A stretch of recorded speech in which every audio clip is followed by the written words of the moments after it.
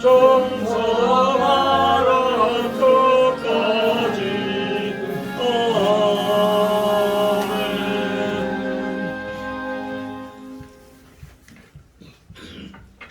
383장 편입니다.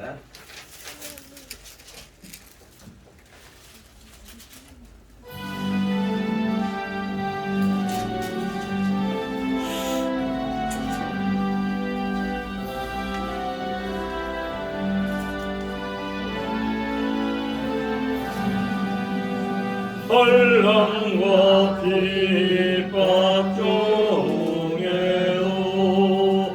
성도는 신앙 지켰네. 이 신앙 생각할 때에 기쁨이 충만하도다.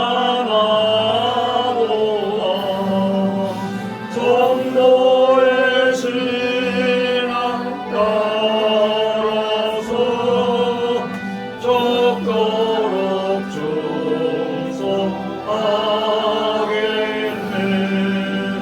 옥중에 매일 성도가 양심은 자유롭네. 우리도 고난 받으며 죽어도 영광되도다. 성도의 신앙 따라서 적도록 충성하겠네. 성도의 신앙 본받아 온수도 사랑하겠네. 인자한 언어 행실로 이 신앙 전하리라. 성도의 신앙 따라서 적도록 충성하겠네. 아멘.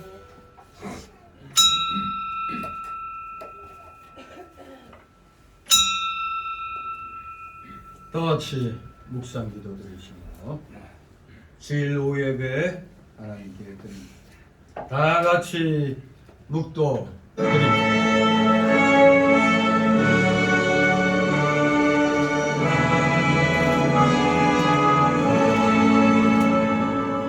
성부 성자와 성령 찬송하여 영광 돌려보내세. 내 서로 지금까지 오 영원 노릇하며 성삼이 영광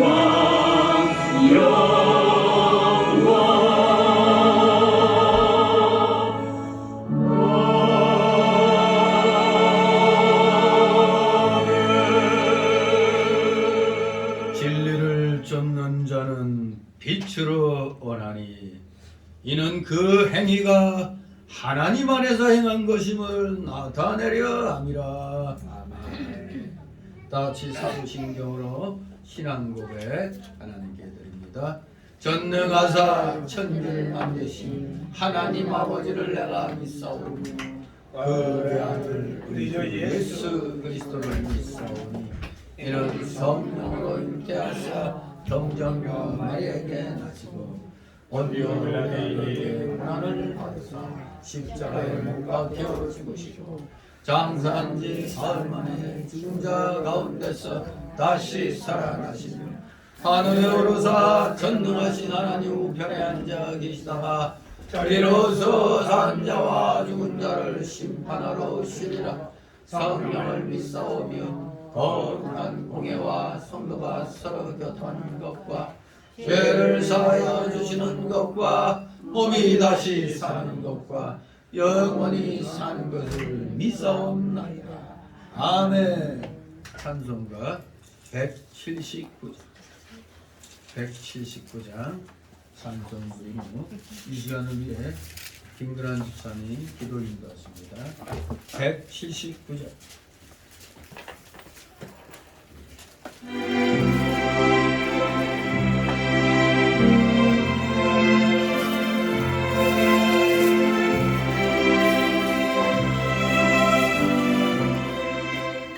이 소식을 온 세상 전하세. 그 바람부터 남하는 자에게 주의 있는 성도들 다 전할 소식은 성령이 오셨네.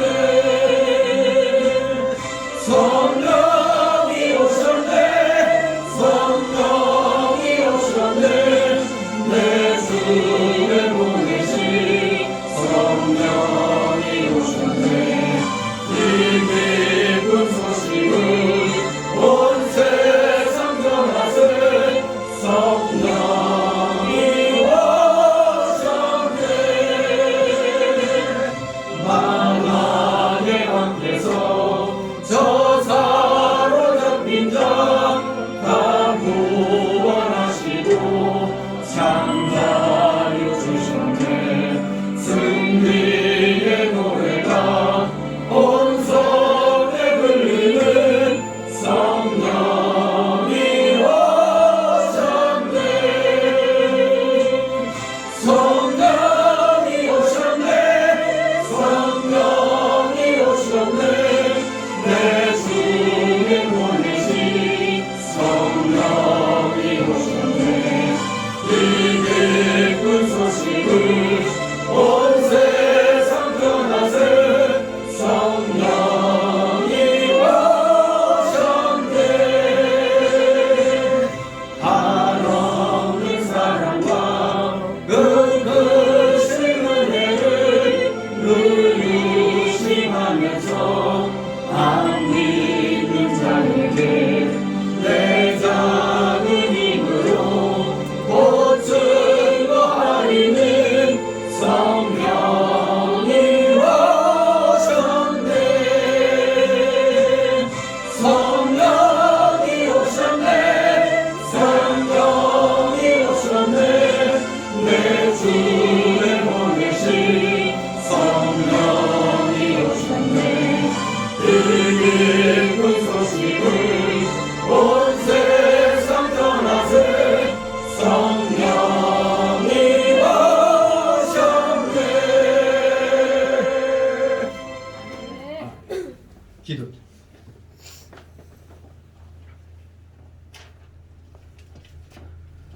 섬나우주 만상을 창조하신 하느님 아버지 감사를 드립니다. 한 주간도 주님의 품에 품어주시다가 주의 날을 맞이하여 성도님들 한자리에 모여 찬양과 경배를 드리게 하심에 감사를 드립니다.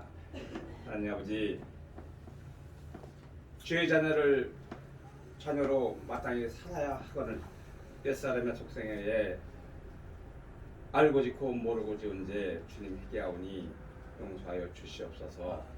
하나님 아버지, 성원길을 기억하시고 21년이라는 동안 이 자리에 주님의 말씀의 복음을 전파하는 교회로 우뚝 서 있습니다. 주님 함께하여 주심에 많은 성도님을 보내주시고 날로 성장 발전할 수 있도록 주님을 내어 주시옵소서. 하나님 아버지, 감사를 드립니다. 성도 간에 시기 질투 분쟁하지 않게 하지 않게 하옵시고 협력하여 손을 들이게 하여 주시옵소서. 말씀에 죄인은 죄 없는 자가 저 가늠한 여인을 돌로 쳐라 하실 때에 아무도 그 여인을 돌로 치지 못하였나이다. 우리 성도님들도 그러하다 생각합니다.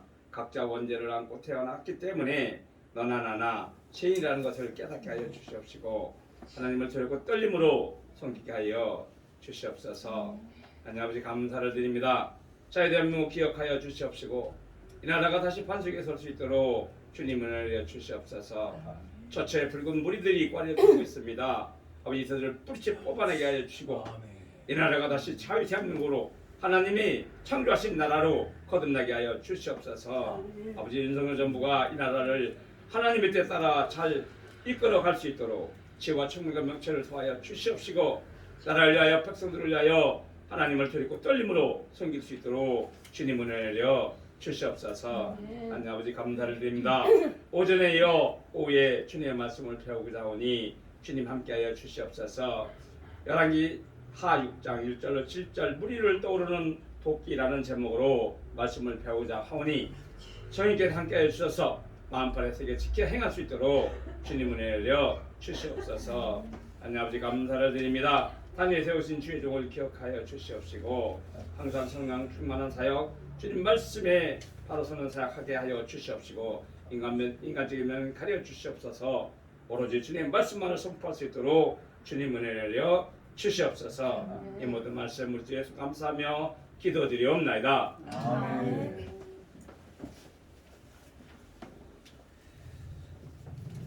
감사드립니다. 이 시간 함께 은혜 나눌 말씀 봅니다. 구약성경 열왕기하입니다. 열왕기하 6장 1절에서 7절까지의 말씀을 보도록 합니다. 페이지수로 구약 570쪽에 있습니다. 570쪽 열왕기하 6장 1절에서 7절까지 우리 교대로 읽도록 하겠습니다. 570쪽에 열왕기하 6장 1절에서 7절까지의 말씀 제가 먼저 있습니다. 선지자의 생도가 엘리사에게 이르되 보소서 우리가 당신과 함께 거한 곳이 우리에게는 좁으니 우리가 들어가서 거기서 각각 한 제목을 취하여 그곳에 우리의 거할 처소를 세우리이다. 엘리사가 가로되 가라. 그 하나가 가로되 청컨대 당신도 종들과 함께 하소서. 엘리사가 가로되 내가 가리라 하고 드디어 저희와 함께 가리라. 우리가 여단에 일러 나무를 베더니 한 사람이 나무를 벨 때에 도끼가 자루에서 빠져 물에 떨어진지라. 이에 외쳐 가로되 아 내 주여 이는 비로운 것이니이다. 하나님이 사람이 가로되 어디 빠졌느냐 하매 그것을 보이는지라. 엘리사가 나뭇가지를 베어 물에 던져서 도끼로 떠오르게 하고 다 같이 가로되 너는 취하라. 그 사람이 손을 내밀어 취하니라. 아멘. 네, 제목이 뭐로 되어 있습니까? 무리로 떠오른 도끼. 물 위에 떠다니는 도끼가 아니라 떠오른 도끼들. 이것을 읽으면 뭐 생각나는 무슨 그 없습니까? 동화. 금도끼냐 은도끼냐 뭐 새도끼냐. 근데 그게 금도끼 은도끼 얘기가 우리나라 전래동화 맞아요? 네, 대개가 우리나라 전래동화처럼 생각을 하고 있는 게 대부분 그런 줄 알고 있었어요. 이게 그리스의 그 이솝우화에 나오는 뭐 나무꾼과 헤르메스 신의 그런 얘기인데 우리나라에 와서 이제 금도끼 은도끼에서 헤르메스가 산신령으로 나타나는 거예요. 그렇게 되는 겁니다. 그런데 여기에 패러디도 꽤 많아요. 도끼를 떨어뜨렸는데 하필 그 도끼가 물속에서 쉬고 있는 산신령 이마박에 꽂혔다. 그래서 승질나서 나왔다는 거. 또 우리나라 그 KF-X 그 전투기 거기에 대한 우화도 있어요. 우화란다 그런 패러디가 있는데 우리 그 과학자가 그 KF-X라고 그러나 그 시제기를 이렇게 실험하다가 물속에 빠뜨렸다는 거예요. 그랬더니 또 어김없이 산신령이 뜩 나타나갖고 F-22 이거 네 거냐? 아닙니다. 그래서 또 F-23이 또 끌어올려서 이거 네 거냐? 그러니까 아닌데요. 그래서 나중에 FX 그 시제기를 딱 꺼냈더니 아 그게 제 겁니다 했더니 우리가 이론대로라면은 기특한 지구에서 F20하고 F20 다 줄 줄 알았는데 네가 그래가지고 이 세상 어떻게 살겠느냐 그러더니 너 정신 못 차렸구나 하고 FX 그것까지 그냥 다 싸잡아가지고 가져갔대. 준 게 아니라 아주 그냥 여기에 얽힌 되게 패러디가 많아요. 아무튼 우리나라에는 그냥 금도끼로 알려진 그 전래동화지대에 알려졌는데 사실 그리스의 그 이솝우에서 나온 건데 오늘 이 이야기가 딱 그 얘기가 생각나게끔 만드는 겁니다. 오늘 본문에 보면 선지자 생도가 나무를 베다가 도끼를 물에 빠뜨렸을 때 엘리사 선지자가 하나님의 능력으로 건진 그런 이적이 기록되어 있죠. 첫째로 이것은 하나님의 능력이 자연 법칙을 초월하여 행해지는 걸 보여주는 겁니다. 여러분 이적이라는 것, 소위 우리가 기적이라고 하는 건 하나님이 세우신 이 자연 법칙을 깨는 겁니다. 그러니 여러분이 마침 어떤 물건을 만드는 입장에서 그 물건이 자꾸 그냥 깨져가지고 다시 붙이고 깨져가지고 붙이기를 원하십니까? 아니잖아요. 그게 그대로 이어지길 성하기를 바라잖아요. 하나님도 마찬가지. 하나님이 질서 정연하게 세우셨는데 시도 때도 없이 기적 일으키면 의미가 없잖아요. 이게 오늘날 이 기적주의자들, 소위 과도한 은사주의, 신비주의자들은 이거 하나님을 너무 피곤하게 만들어. 걸핏하면 기적, 이름까지도 이기적, 어기적, 이기적이 뭐야? 아무튼 우리가 성경에서의 기적은 하나님이 필요로 하실 때, 인간이 필요해서 일으키는 게 아니라 하나님이 필요로 하실 때 그 하나님의 능력이 자연 법칙을 초월해 갖고 행해지는 걸 보여주는 겁니다. 두 번째로는 사실 우리 그 예수님께서도 이러한 그 중력의 법칙을 깨뜨리고 당연히 무거운 거 그냥 떨어지는 거 아닙니까? 물속에 쇠덩이가 떨어지니까 그냥 가라앉죠. 우리 예수님도 이런 중력의 법칙을 깨시고 마태복음 14장 25절 33절에 이적을 일으키신 일이 있죠. 또 우리가 잘 아는 게 뭡니까? 무리를 걸으신 예수님. 무리를 걷는다. 이론적으로는 그럴듯하잖아요. 왼발이 물에 빠지기 전에 오른발 옮기고 오른발 빠지기 전에 왼발. 근데 이게 마찰력을 전혀 생각지도 않은 그런 말이죠. 저 엉터리 중국 풍우에는 경공법이라고 있어요. 경공법. 그 사람이 날르는 거 있어요. 저도 한때 중학교 때 그때 그 성룡 영화인가 뭐 하여간 중국 영화에서 붕붕 날리는 거 보고 가능하다 생각하고 제 스스로가 수련한 적이 있어요.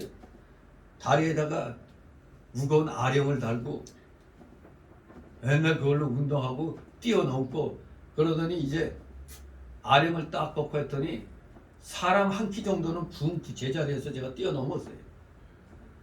그거 보고 이제 영등포 고등학교 체육교사가 딱 보고 야 너 우리 영등포로 와라 그랬는데 나는 그런 의사가 없었죠. 제가 붕 뛰니까 그냥 사람 키 높이 마치 올라가니까 깜짝 놀라가지고 이제 했는데 진짜 그게 가능하더라고요. 어느 정도. 소위 우리가 전쟁할 때도 육군이 아무리 많아도 공중에서 그냥 융단 폭격하면 그 다 싹쓸이 나가잖아요. 그래서 이 공중에서 공격하면은 사실 좀 지상에 있는 사람은 피곤하거든요. 아무튼 이 사람의 능력이 그 연습을 하면 훈련을 하면 어느 정도까지는 그 이르러요. 심지어 이제 뛰어내리는 높은 데서 뛰어내리는 훈련할 때도 한 계란 한 요만한 데서 이제 두 발로 이렇게 해서 뛰어내리는 연습하다가 점점 이렇게 높아지다가 이제 2층 여기에서 이제 또 한번 이제 붕 뛰어내리는 이제 그 연습을 이제 하게 자꾸 이제 뛰어내리다 보니까 자신감이 생기잖아. 그러니까 이제 2층 정도 높이 되는 데서도 뭐 쫙 뛰어내리고 근데 몸을 가볍게 하는 몸이 이제 붕 날른다는 그런 기분이 들거든요. 아무튼 우리 인간의 한계가 어느 정도 그래도 그 쓸만한 게 있어요. 예수님은 물론 하나님이시니까 그냥 아주 평범하게 그냥 우리를 이렇게 걸어오셨지만 우리 인간은 무술 영화나 이런 데서 보면은 무리를 걷는 건 없죠. 그냥 차차차차 하고 이렇게 빠르게 그냥 촥 이게 마치 날아가는 것처럼 이렇게 하는 건 있어도 무리를 걷는 건 없었어요. 정말로 우리 예수님도 이렇게 중력의 법칙을 거슬려서 그렇게 본을 보인 적도 있었죠. 아무튼 우리 하나님께서는 모든 자연 법칙을 초월해 계시면서 또한 이렇게 하나님 백성을 위해서 자연 법칙을 초월한 그런 이적을 베푸시기도 합니다. 그러다 보니까 이 은사주의 신비주의자들은 입만 털면 뭐라고? 뻑하면 기적만 갖다 내세우잖아요. 자기가 그냥 손 얹고 안수기도 하면 병 다 낫는다고. 사실 거기에 뿅 간 사람들 얼마나 많이 있어요. 은사주의자들, 신비주의에 빠진 사람들은 다 그렇게 해서 넘어가는 겁니다. 또 자기가 나을 때 돼가지고 나온 것도 있고 또 그 하나님이 그 기도를 또 들으신 것도 있죠. 그러나 뭐 누가 대신 뭐 해가지고 마치 기적 일으키듯이 바로 낫고 이런 거는 사실 오늘날에는 인정할 수가 없는 게 많죠. 단지 이제 합심해서 기도해가지고 낫거나 이런 경우는 있어도 그 사람이 딱 뭐 안수했더니 바로 뭐 그냥 암병도 낫고 뭐도 낫고 하는 건 대부분 그 조사해 보면 거의 사기의 사기 태반이. 심지어는 기자들이 쫓아가가지고 그 병원에 들렀더니 아니 뭐 그 집회하고 할 때는 다 나았다고 그러더니 뭐야 도로 병원에 가 누워 있어. 그 뭐 미국에서도 그 은사 집회 굉장히 많았어요. 거기에 그냥 기적을 일으킨다는 사람들, 예언한다는 사람들 그것도 그냥 칼날같이 다 뒷조사해 봤더니 다 엉터리. 대부분. 근데 그게 잘 포장이 돼갖고 진짜같이 이렇게 쫙 소문나니까 마치 자기가 예수님같이 하나님같이 이렇게 포장을 한 가짜들이 그래서 들끓는 겁니다. 분명한 건 하나님께서는 하나님 백성을 위해서 필요하시다면 자연법칙을 초월해서 이적을 분명히 베푸시기도 합니다. 그러나 이 이적이 아무 때나 일어나는 건 아닙니다. 인간의 필요에 의해서 일어나는 게 아니라 하나님이 판단하실 때 이거는 해줘야겠다 할 때 하는 겁니다. 그래서 우리가 정말로 간절히 땀방울이 핏방울이 되도록 그러한 자세로 하나님 앞에 엎드려 기도할 때 이건 각자의 체험에 따라 다른 거지만 저 자신부터가 그렇게 기도할 때 이루어지는 걸 여러 번 겪었기 때문에 간절한 기도는 하나님 모자로 움직일 수 있다는 것. 그걸 우리는 분명히 알아야 되겠습니다. 그러나 우리 인간의 이성을 최고 위에 두는 자들은 이 자연 법칙을 최고의 법칙으로 생각해서 절대 이 자연 법칙을 초월한 이적은 인정하지 않아요. 이게 일반 우리 인간들의 그 모습이죠. 두 번째로 오늘 여기 물에 떠오르는 물 위로 떠오른 도끼의 이런 이적은 한편으로는 제자들을 교육시키는 방법의 일환으로 하나님이 허락한 겁니다. 제자들을 교육시키는 선지자들을 교육시키는 방법의 일환이었다는 사실. 처음 한 가지는 하나님의 능력이 자연법칙을 초래해서 행해진다는 걸 보여주는 거고 두 번째로는 선지자들을 교육시키는 그런 방법의 일환으로서 이런 기적을 보여주신 겁니다. 즉 선지생도들에게 하나님의 초자연적인 능력을 보여줌으로써 그들이 어려움에 처했을 때 하나님만을 의지할 수 있게 하기 위함입니다. 어찌할 수 없는 절망 속에 빠졌을 때 환난에 빠졌을 때 하나님만 의지할 수 있도록 이러한 것을 본 사람은 하나님을 찾을 수밖에 없잖아요. 바로 이 선지생도들을 교육시키는 방법의 하나 일환이었습니다. 우리 예수님께서도 마태복음 10장 1절, 누가복음 9장 1절 이하, 10장 또 1절 이하에서 다 제자들 교육을 위해서 우리 예수님조차 수많은 이적을 베푸셨습니다. 그들에게 또한 그런 능력을 주어서 훈련시켰잖아요. 사도된 표가 뭡니까? 사도의 표는 기적을 행하는 능력이었습니다. 사도의 표가 그랬어요. 그때는 하나님의 이 복음이 빨리 전파되기 위해서 이 사도들에게 특별한 그런 게 필요했기 때문에 사도들에 한해서 그런 이적을 행할 수 있는 능력을 허락하셨던 것입니다. 그러니까 오늘날에 요걸 또 싹 포장해 가지고 그래서 신사도 운동이 일어난 거예요. 사도는 예수님 시대, 예수님이 살아 이 세상에 계실 때 승천하시기 전에 이 세상에서 직접 지명하여 부른 자가 사도예요. 그걸로 끝난 겁니다. 사도 시대는. 그런데 오늘날 느닷없이 온 이상한 인간들이 나타나갖고 큰 능력을 받았다는 거 하면서 신사도라고 이렇게 또 썰 피우고 그러면서 이 이적의 능력을 정가시키는 거예요. 그래서 이거 안수함으로써 그 이적의 능력을 정가시킨다는 주장이거든요. 그야말로 사람들을 현혹시키는 그런 일들을 합니다.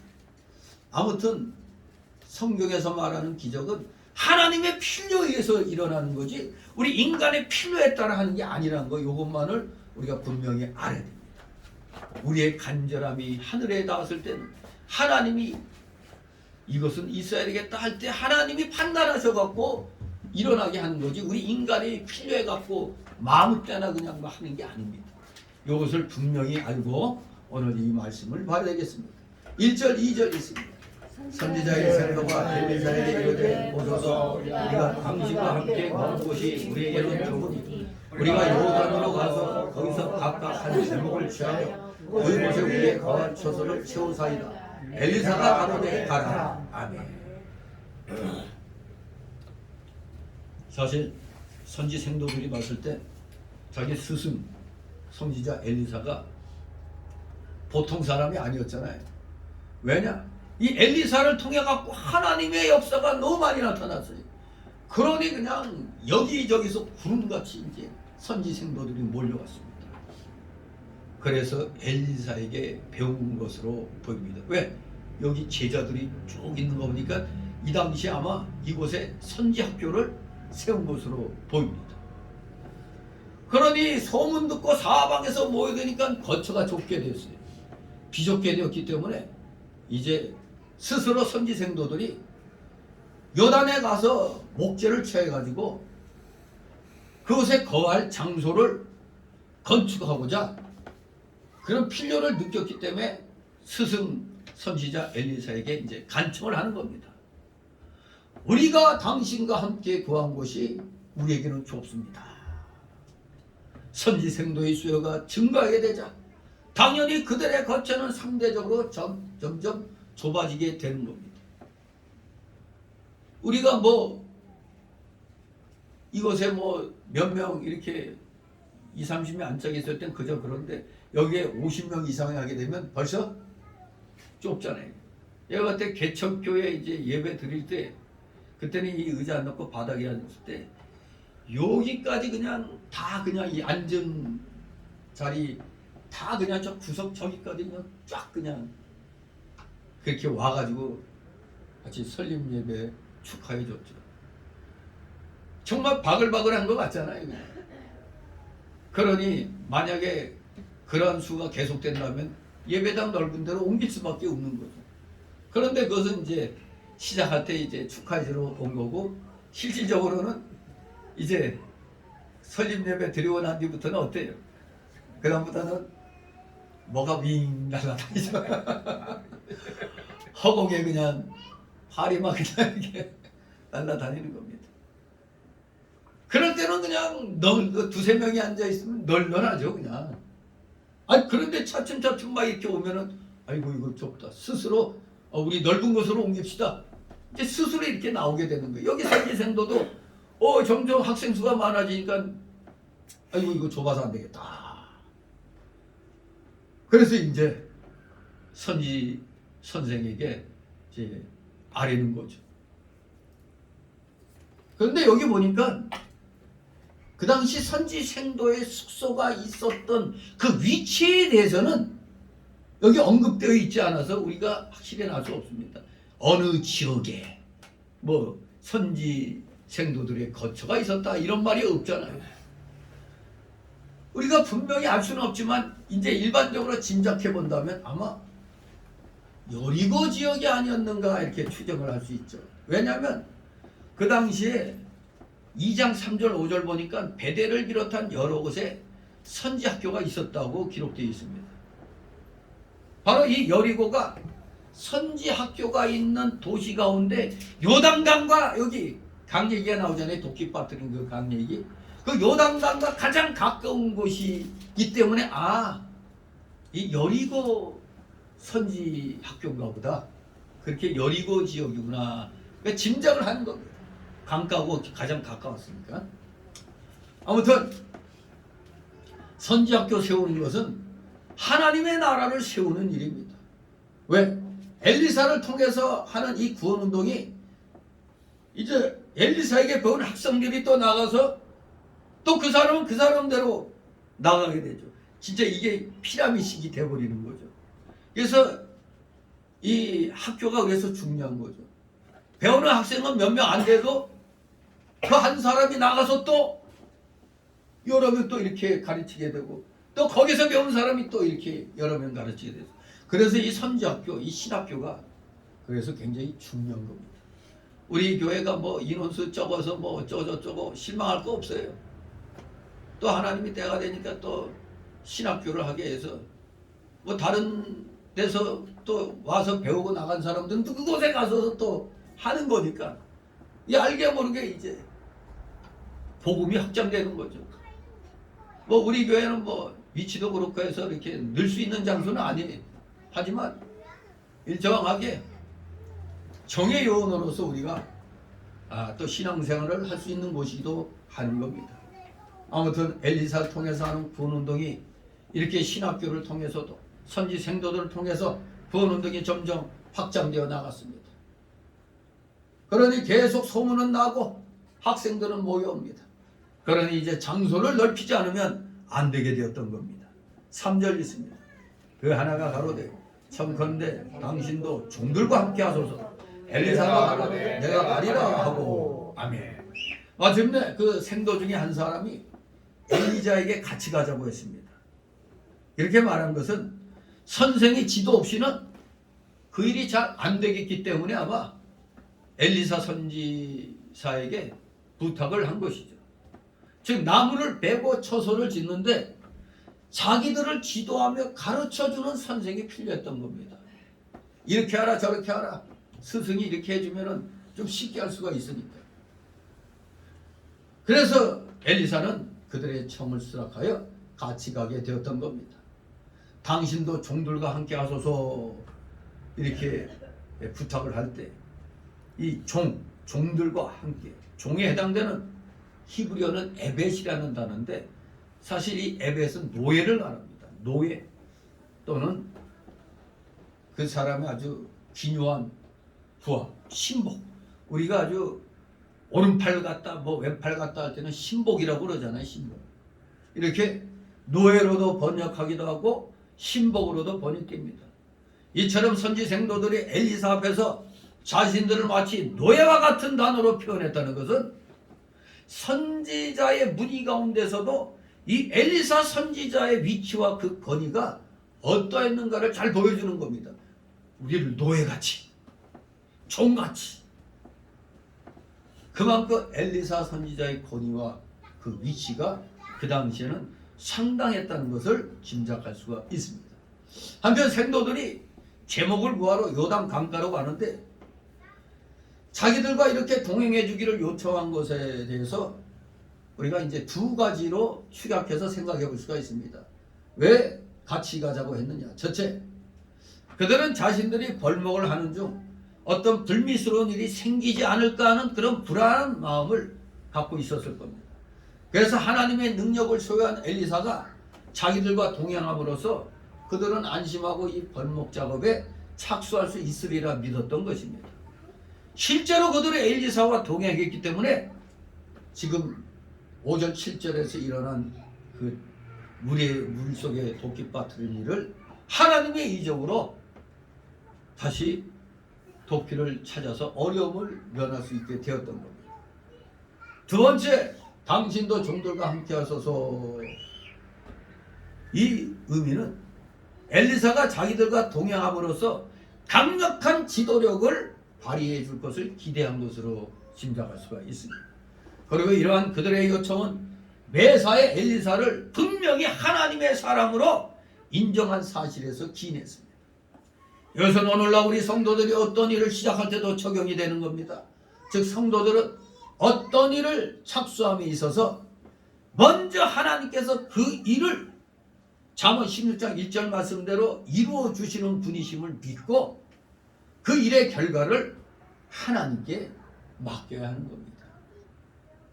하나님께서 그 일을 이루어 주는 분이시니까 당연히 결과는 하나님께 맡기고 추진해 나가면 되는 것입니다. 이것이 곧 범사에 하나님을 인정하는 것이며 바로 이렇게 될 때 잠언 3장 6절 말씀처럼 하나님께서는 우리 성도들의 길을 지도해 주십니다. 우리 잠언서 3장 6절 한번 찾아서 읽겠습니다. 시편 잠언서 3장 6절 시편 다음에 잠언입니다. 잠언 3장 6절 찾았습니까? 우리 길을 지도해 주시기를 바라는 첫 번째 조건이 뭐냐? 있습니다. 너는 범사의 길을 인정하라. 그리하면 네 길을 지도하시리라. 아멘. 범사에 인정하면 하나님이 기특하다 하시고 인도하시는 겁니다. 우리가 평소에 범사에 하나님의 능력 여기에 제대로 신뢰도 안 하고 있으면서 급한 일 생기니까 아이고 하나님 도와주세요 하니까 하나님이 그럴 때 모른 척 하시는 겁니다. 아니 범사에 인정하지 않고 있다가 갑자기 느닷없이 내가 궁해지니까 하나님 도와주세요 하니까 일이 되겠어요? 기도도 안 하다가 평소에 기도도 제대로 안 하다가 어느 날 그냥 아이고 데이고 하면서 구하면 되겠어요? 평상시 범사에 하나님을 인정하는 삶을 살 때 하나님이 그 길을 인도해 주시는 겁니다. 하나님의 일을 하기 위해서는 붓사람의 인도와 지도를 받고 모든 일을 바로 해야 합니다. 사람들이 대개는 다 자기의 마음대로 하기를 좋아하잖아요. 여러분 우리 뭐 간섭받기 좋아하는 사람 있겠어요? 뭔 일을 할 때 나도 뻔히 아는데 자꾸 옆에서 그냥 감나라 배나라 하면 어때요? 그냥 비싸게 한대 매겨주고 싶잖아요. 이거. 아니, 내가 아는데 좀 가만히 좀 있지 옆에서 그냥 감나라 배나라 하고 있어요. 화나죠? 여러분들 일할 때 내가 알아서 하려고 하는데 자꾸 옆에서 잘난 체하고 그냥 자기 말대로 하라고 그러면 어때요? 승질나잖아요. 네. 그렇습니다. 우리는 원래가 내 마음대로 하기를 원하는 그 속성이 있어요. 누구나 간섭받는 거 좋아하지 않고 제도에 얽매이는 거 좋아하지 않는데 여기 엘리사 선지자의 생도들은 스스로 하나님의 사람인 엘리사 스승의 인도를 받기를 원했던 겁니다. 스스로 원해서의 자원해서 선생님이 있어야 됩니다. 함께 가주셔야 됩니다. 이런 마음 자세, 우리 성도들의 마음 자세가 이래야 하나님이 우리를 지도해 주시는 겁니다. 엘리사는 당연히 또 선지 생도들의 스승으로서 또 어른으로서 세상 쌀에 대해서 잘 알잖아요. 먼저 태어나서 많은 경험을 했기 때문에 집 짓는 거 어떻게 지어야 하는지 알잖아요. 그래서 아랫사람을 잘 지도할 수가 있는 겁니다. 지도자가 없이 하면 일이 제대로 안 되고 실수가 많이 일어납니다. 이렇게 선지자의 생도들은 배우면서 일하고 일하면서 배웠습니다. 일하면서 배웠어요. 거처가 좁을지라도 어디 가서 원조만 받으려고 하지 않고 스스로 자기들이 집을 세우려고 했고 이게 아주 기특한 일인 것이죠. 자기들이 스스로 하려고 했다는 겁니다. 자기는 자기가 하는 정신을 가지고 있었어요. 제정신 바뀐 선지 생도들이었습니다. 그런데 알고 봤더니 그들의 스승이 누구예요? 엘리사잖아요. 그 스승의 그 제자인 겁니다. 엘리사가 그렇게 가르친 것이죠. 그런 정신을 가르쳐 줬고 또 선지자 생도들은 그대로 가르침대로 했던 겁니다. 데살로니가후서 3장 10절에 보면 너든지 일하기 싫어하거든 뭐도 하지 말라 먹지도 못하게 하라고 그랬어요. 일하기 싫어하는 자 먹지도 못하게 하라고 그랬는데 우리나라 젊은 사람들이나 이 머리가 돌아가는 사람들은 국가 돈을 공짜로 먹으려고 별의별 머리 다 쓰잖아요. 세상에 또 팔팔한 청년들에게 돈을 내줘.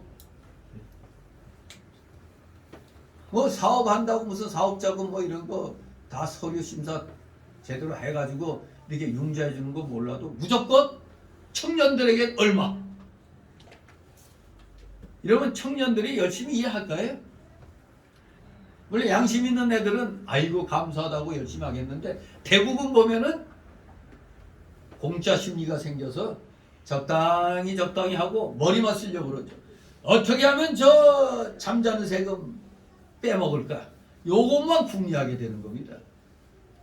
그래서 어떤 유튜브 보면은 받아먹을 수 있는 돈 해가지고 또 그냥 어떻게 하면 이렇게 해서 돈을 동사무소에다 신청해서 타먹을 수 있다 뭐 이런 거 가르쳐 주는 데도 있어요. 물론 우리가 정당히 세금 내고 또 타먹을 수 있는 거 당연히 타먹어야죠. 그런데 지금 우리나라는 눈먼 돈이 왜 이렇게 많어? 시민단체 뭐 조성하면은 만들면은 뭐 서류만 잘 꾸려서 갖다 내면 이런 방에 책상만 여러 개 놓고 각자 단체 이름이 다 달라. 여기서 무슨 단체 요거 좌파들이 그걸 잘해요. 그래서 그런 시민단체로 지원되는 돈이 서울시만 해도 그냥 엄청난 거예요. 조단이에요, 조단이. 이래가지고 이거 되겠어요, 이거. 대한민국이 망할 수밖에 없잖아요. 또 무슨 사건만 나면은 정부가 책임져라 하고. 둥기심 붙었나 다들? 대한민국 최고의 기적이 누구라고 그랬죠? 5.18 기적.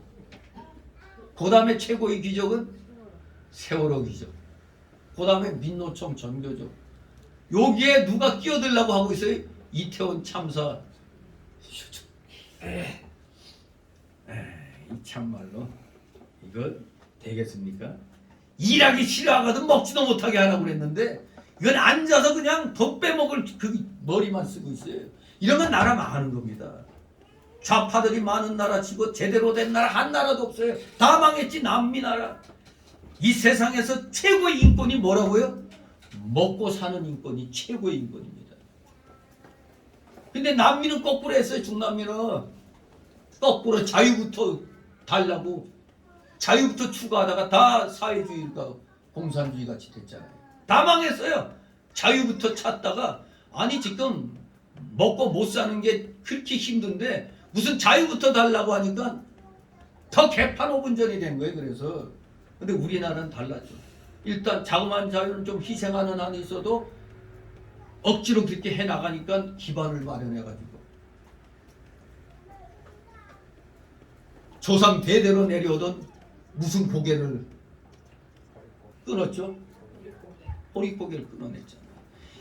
세계 최고의 인권을 해결한 자가 박정희 대통령이라는 걸 알아야 되는 겁니다. 최고의 인권이 먹고 사는 문제 해결하는 거예요. 이게 진정한 인권인 겁니다. 진실로 우리 기독교인들은 자립하는 정신이 있어야 돼요. 자립. 어떻게든 최선을 다해서 뭔가 해보겠다는 그 정신이 있어야 옆에서도 보고 아 싹수가 있다 그러면 도움이 오잖아요. 그냥 널고 먹는데 그거 보고 누가 도와주려고. 그냥 열심히 하면서 그냥 남한테 그거 한 거 또 갚고 또 열심히 행해 나가는 거 보면 기업도 그런 기업을 도와주잖아요. 성경대로입니다.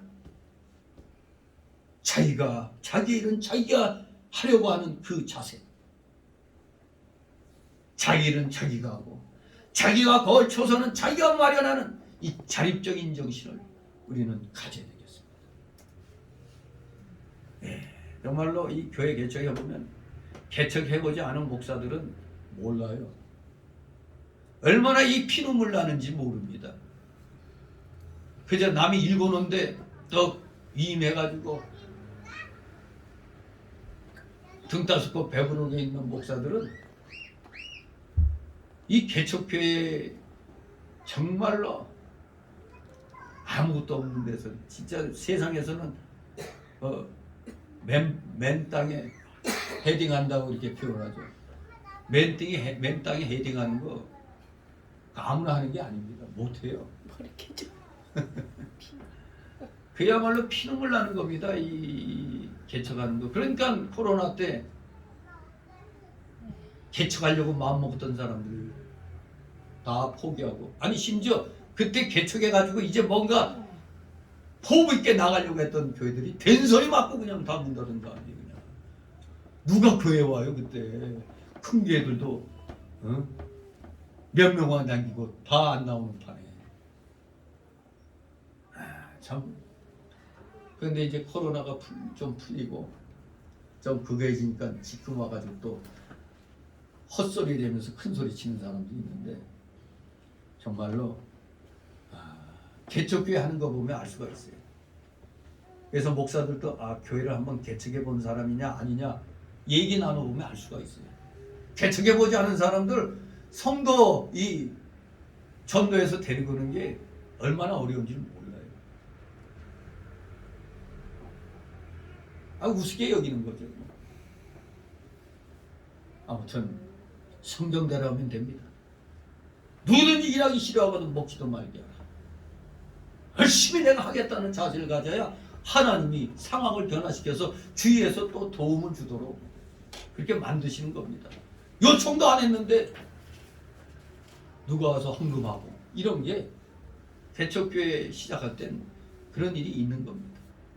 하나님의 놀라우신 섭리 가운데 그런 일이 있죠.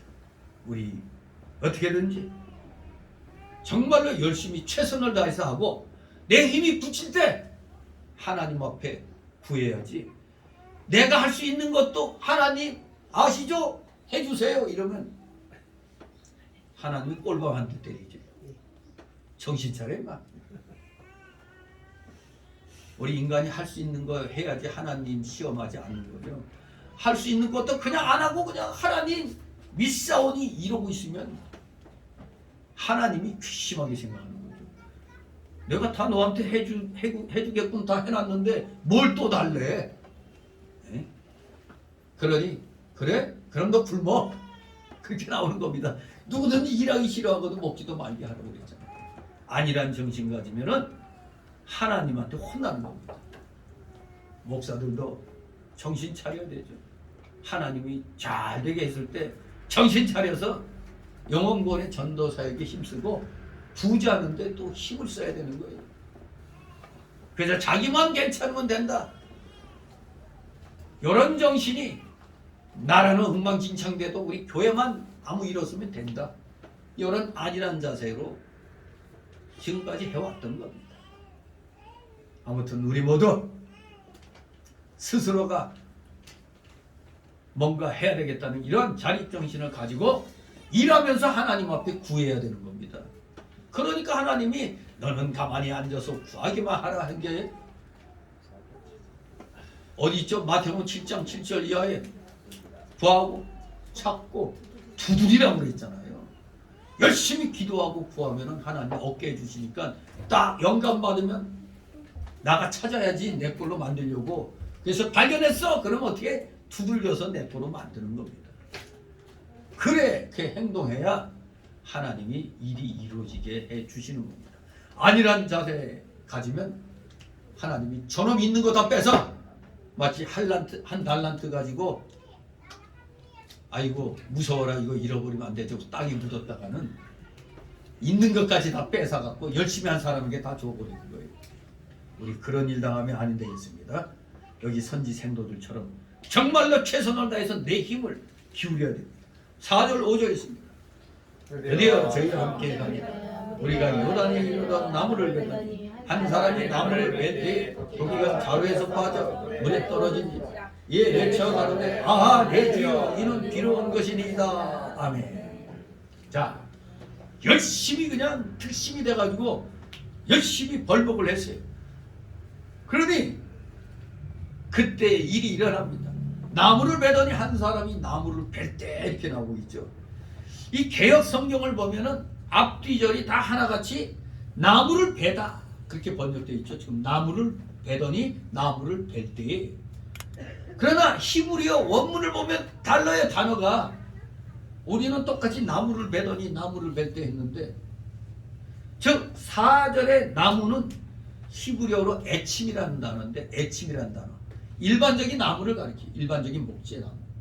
그러나 5절의 이 나무는 히브리어로 코라라는 단어예요. 앞에 거는 애침, 뒤에 거는 코라라는 단어인데, 이 5절에 나오는 이 나무로 번역된 거는 들볶감, 석가래감, 이걸 가리킨 겁니다. 즉 나무가 붉은 걸 말하는 거죠.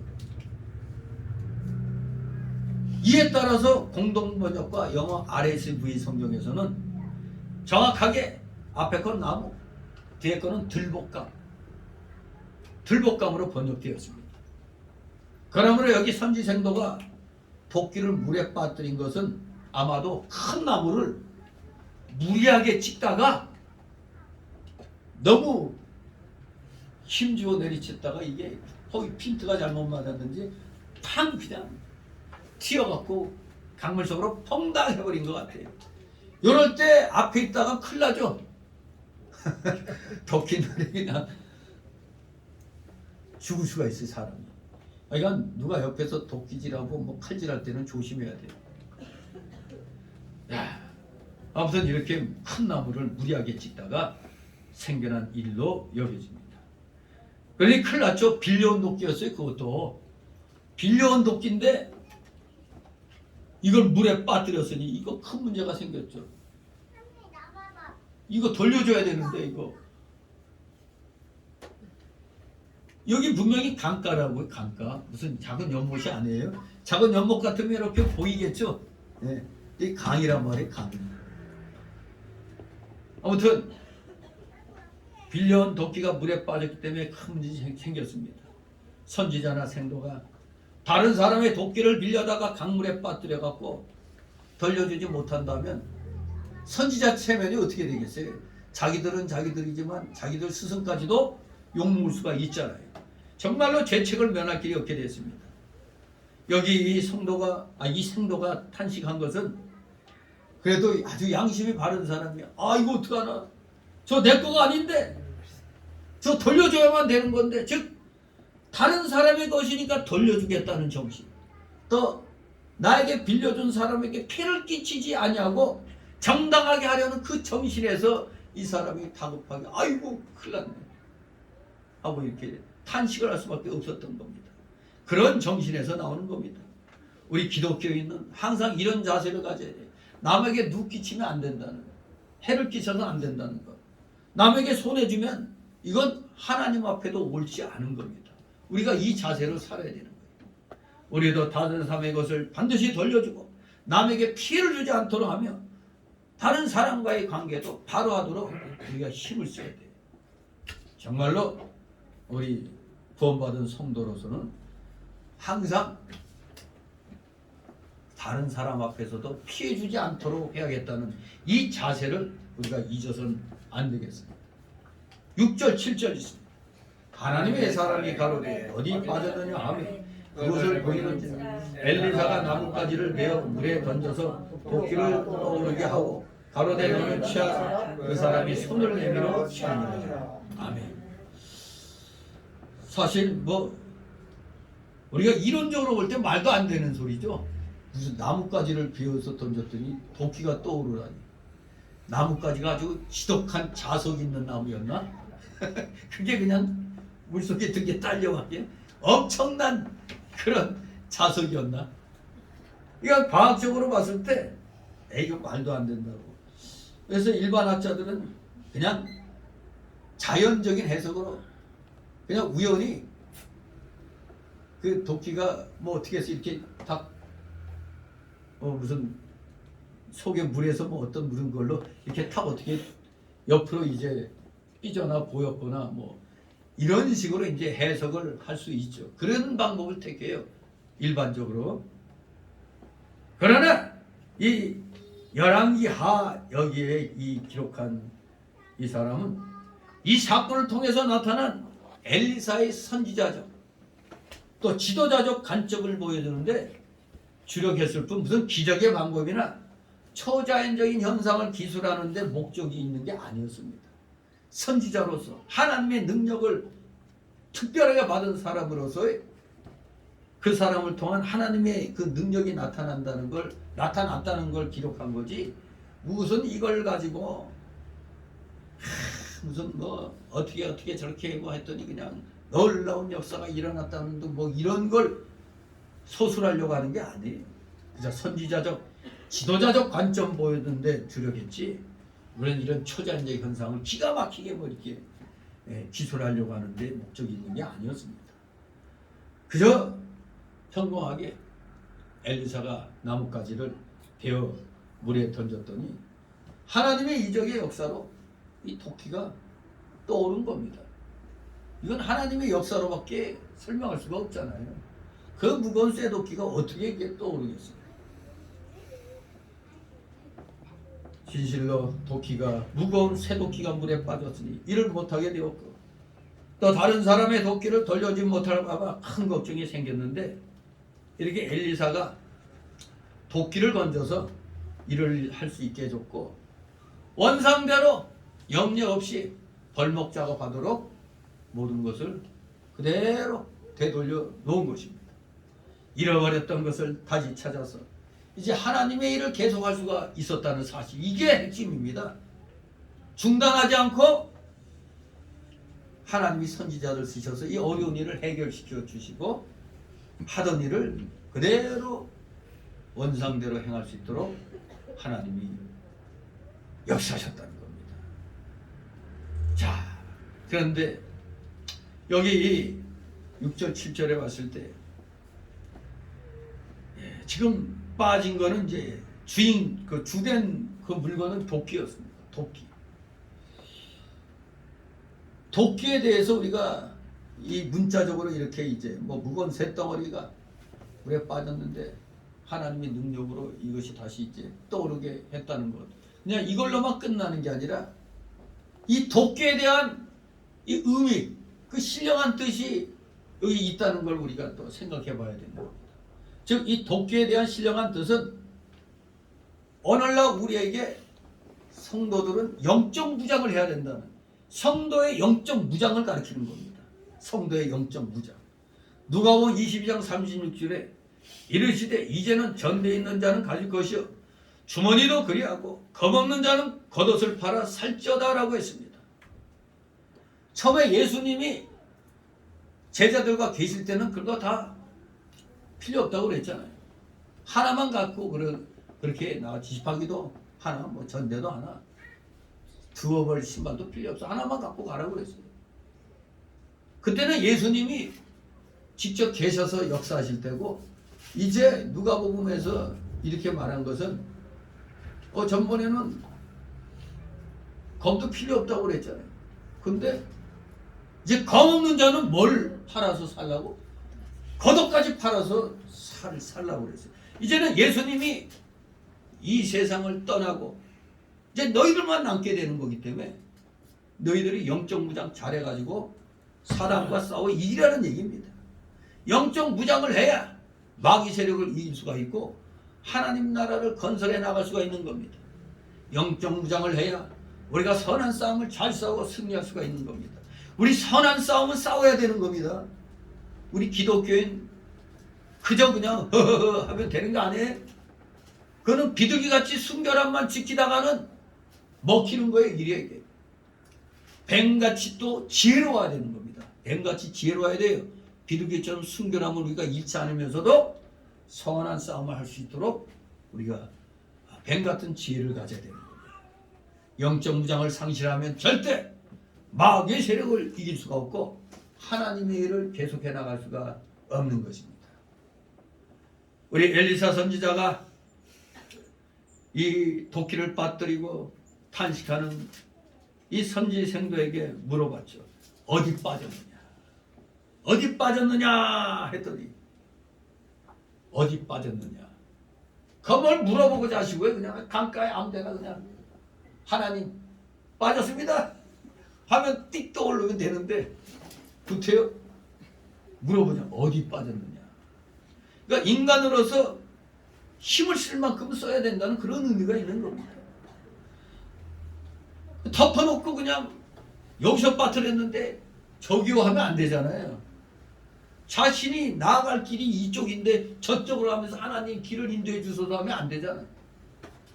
잃어버린 곳에서 찾아야 찾을 수 있다는 겁니다. 잃어버린 곳에서.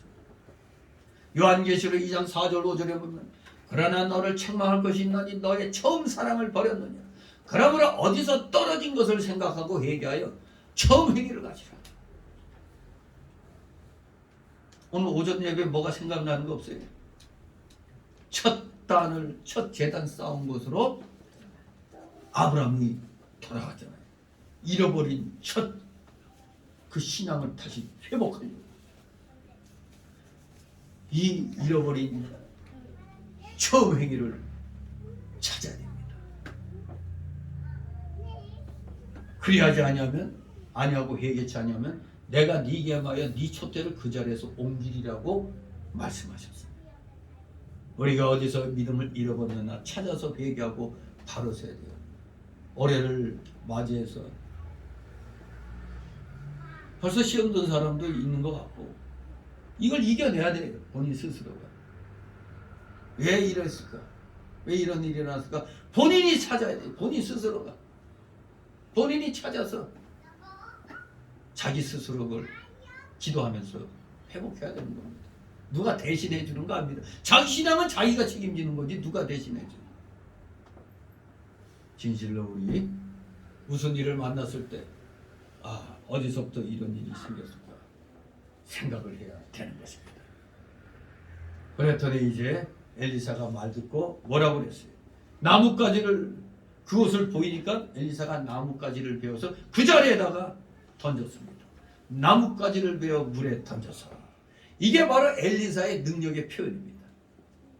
모세가 지팡이로 홍해를 가리킬 때에 그 지팡이를 통해서 홍해 바다가 쫙 갈라지는 능력이 나타난 것처럼 엘리사가 나뭇가지를 물에 던진 것도 그 나뭇가지를 통해서 하나님의 능력이 나타난 겁니다. 모세가 홍해 바다를 이렇게 지팡이를 갖다 쫙 했더니 물이 갈라졌다는 걸 이걸 억지로 그 자유주의자들은 이걸 억지로 어떻게 해석한다고? 그때 물이 썰물이 때라 빠져나갔다는 둥 그때쯤이 돼가지고 쫙 물러났다는 거예요. 그러면 그것이 마른 땅같이 단단하게 됐다는 거 어떻게 해석하려고? 동풍이 그냥 하룻밤에 불어가지고 다 말려갖고 단단하게 해놨잖아요. 이 자유주의자들은 성경을 믿으면 믿든가 안 믿으려면 그냥 말든가 해야지 말로는 성경 붙들고 같이 믿는 것처럼 하면서 하나도 안 믿어. 이런 자들이 무슨 놈이 예수 믿는 자들이 성경책을 왜 갖고 다녀? 믿지도 않을 바에. 진실로 하나님의 능력은 모세한테는 지팡이 통해서 나타난 거고 여기 엘리사에게는 나뭇가지를 통해서 이적의 역사가 일어난 겁니다. 도끼를 빠뜨린 선지생도가 엘리사에게 갔다는 것은 하나님의 사람이 분명히 선한 길을 가르쳐 줄 것을 믿고 찾아간 겁니다. 해결해 줄 수 있을 것이다. 왜? 하나님의 사람이니까. 우리도 때때로 영적 무장을 상실할 때가 있습니다. 이와 같은 경우에 책임감과 사명감을 느끼고 너도 나도 하나님 앞에 착 달라붙어갖고 다시 회복할 길을 열어달라고 간절히 구해야 되는 겁니다. 우리가 하나님의 능력을 힘입어서 하나님의 명령대로 순종해 나갈 때 그 일을 비로소 제대로 해나갈 수가 있는 겁니다. 도끼가 없으면 일을 못하잖아요. 선지생도들. 마치 우리가 오늘날 영적 무장이 없이는 하나님의 일을 할 수가 없잖아요. 말씀으로 무장해야 되잖아요. 말씀 실력으로 무장해야 되잖아요. 하나님의 일을 할 때는 이렇게 영적 무장을 하고 하나님의 말씀대로 순종함으로 행동에 옮겨 나아갈 때 그때 비로소 하나님의 역사가 일어나는 것입니다. 우리 모두 올 한 해 정말 하나님의 놀라운 이 역사하심을 여러분 생활 속에서 체험하면서 하나님께 영광 돌려드리는 우리 귀한 성도들 되시기를 주님의 이름으로 축원합니다. 기도. 거룩하신 하나님 아버지 은혜를 감사드립니다.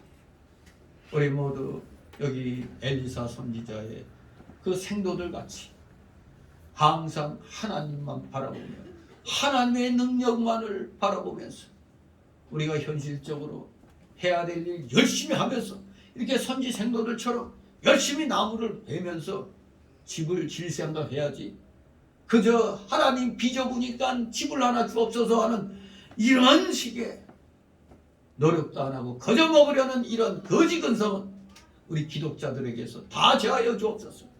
열심히 하면서 열심을 다하여 하나님 앞에 구할 때 하나님께서는 반드시 우리에게 응답해 주실 줄 믿고 우리 모두 최선을 다하여 열심을 다하여 하나님 앞에 충성스러운 일꾼들로 바로 설 수 있도록 늘 은혜로 충만케 하여 주시옵소서.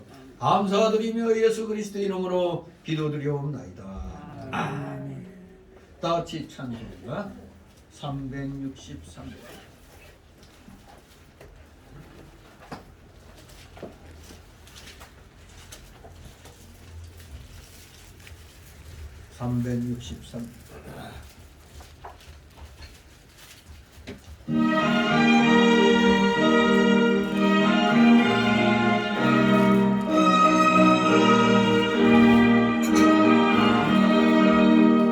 내 모든 시험 무거운 짐 주 예수 앞에 아뢰면 그 짐에 쌓인 날 돌아보사 내 짐 모두 맡으시네 무거운 짐을 나 홀로 지고 경기가 못해 쓰러질 때 불쌍히 여겨 구원해 주니 은혜의 주님 오직 예수 내 모든 괴로움 닥치는 환난 주 예수 앞에 아뢰이며 주께서 친히 날 구해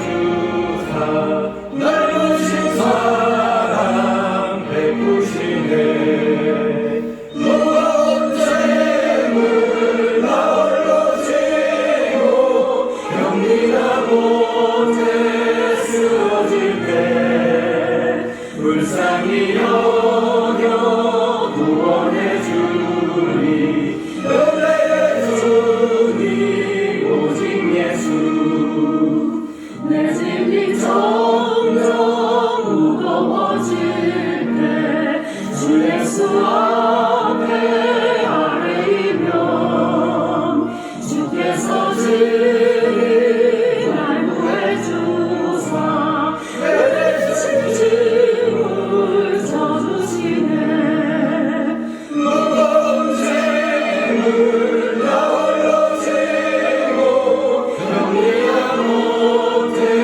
쓰러질 때 불쌍히 여겨 구원해 주니 은혜의 주님 오직 예수 마음의 시험 무서운 죄를 주 예수 앞에 아뢰이면 예수는 나의 능력이 되사 세상을 이기 힘주시네 무거운 짐을 나 홀로 지고 경기가 못해 쓰러질 때 불쌍히 여겨 구원해 주니 은혜의 주님 오직 예수